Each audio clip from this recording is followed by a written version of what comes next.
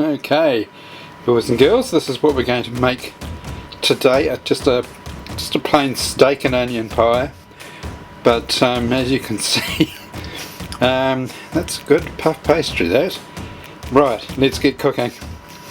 Right, good afternoon, welcome to my kitchen. My name's John, this is Cooking Around the World. I've got some leftover rump steak and some leftover pastry, so I'm going to make one of my favourite meals, which is just a plain steak and onion pie. So these are the ingredients: carrot, an onion, rump steak, some Italian red wine vinegar, paprika, 2 oxo cubes, 3 cloves of garlic, some tomato paste and a portobello mushroom. That's it. Let's get cooking.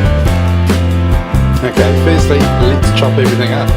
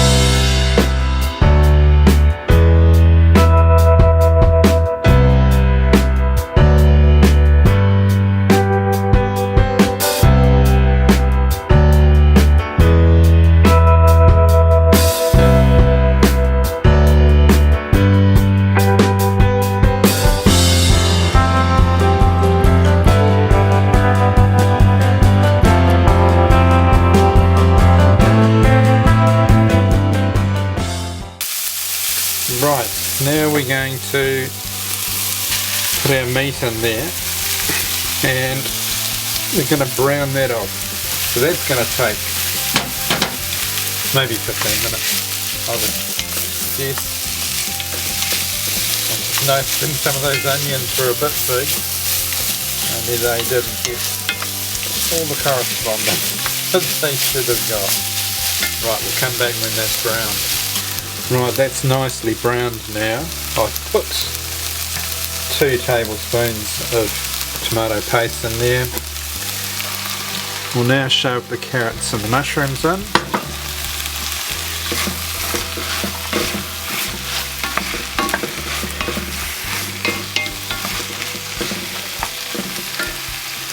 There we go.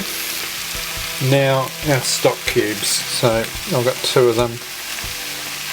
I've got oxo cubes.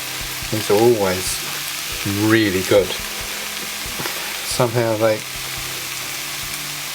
get into the meat. Well, the meat gets in, so it keeps on it. Anyway, it works, and you get this beautiful, deep, rich, beefy flavour. Right, now we're going to add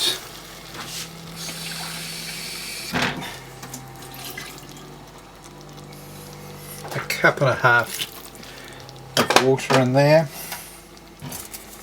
We've got, I didn't have any big bay leaves, so we're putting 4 in there just to balance the oil. I'll put a little bit of red wine vinegar in there and a little bit of paprika.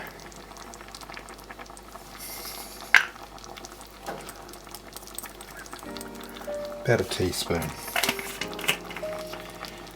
Right, now we're going to close that up, put a lid on it, put it in the oven for about 1.5 hours at 150 degrees.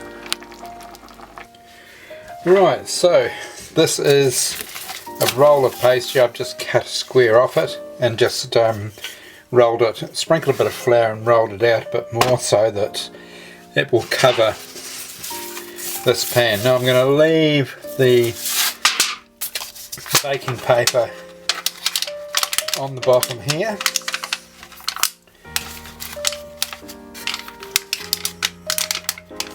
Then we'll just snip that around the edge. It hasn't got too much flour on it, but I might just wet it a bit so that we get so that it sticks to it properly. Right, now we're going to spoon our filling in here.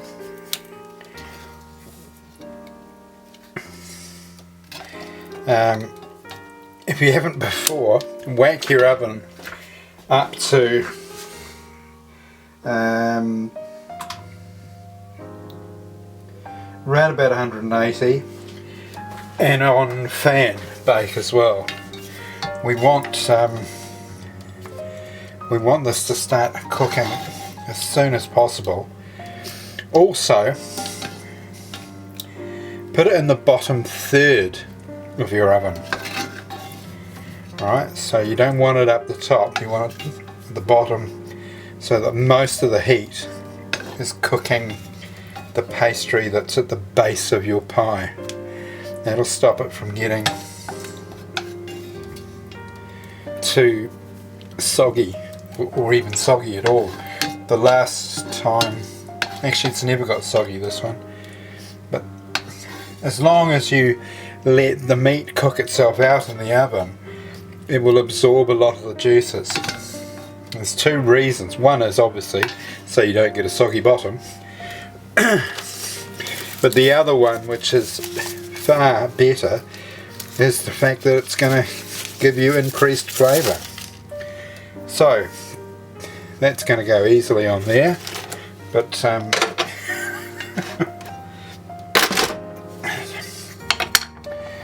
yes, if I had a word to describe how many times I forget ingredients, I've forgotten the grated cheese, so let's get that out. Right, let's turn the TV off straight. Firstly, let's put the grated cheese. What sort of a cooking program is he running anyway?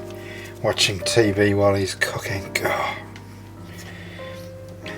For all the British viewers, I was watching The Chase, so anyway. There we go. Now I'm starting to worry whether I had it on while I was doing that pastry before. Right, so we've got enough, John, enough.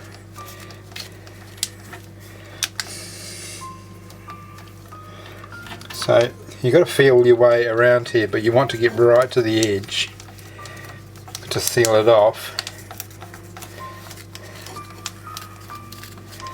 Alright. Then you can use a knife. I prefer scissors.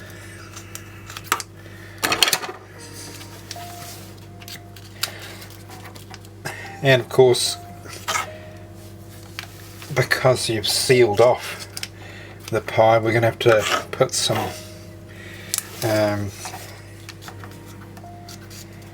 holes in the top here to let it vent while it cooks. Now I've only made this in the small versions, you know, my little pie dish is never in a big one. In the small ones they take 25 minutes. I've no reason to believe, but apart from I think that it might take 30 just to get that middle pastry in the bottom completely cooked. So